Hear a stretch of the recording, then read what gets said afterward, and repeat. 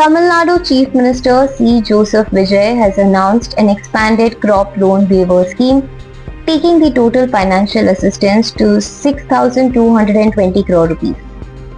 The announcement was made in the State Legislative Assembly on August 17 as the TVK government approaches its 100-day milestone. The expanded scheme will benefit 13.34 lakh farmers across Tamil Nadu. Under the new provisions, cooperative bank crop loans of up to 75,000 rupees will be fully waived. For loans between 75,000 and 1 lakh rupees, the waiver will be capped at 75,000 rupees. This change will provide an additional benefit of up to 40,000 rupees to 2,38,264 farmers.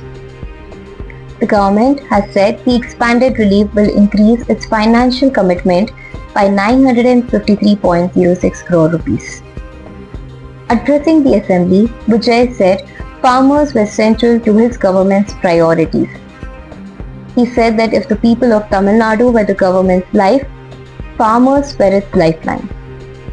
He added that protecting farmers' livelihoods, reducing their debt burden, and strengthening agriculture were among the government's foremost responsibilities.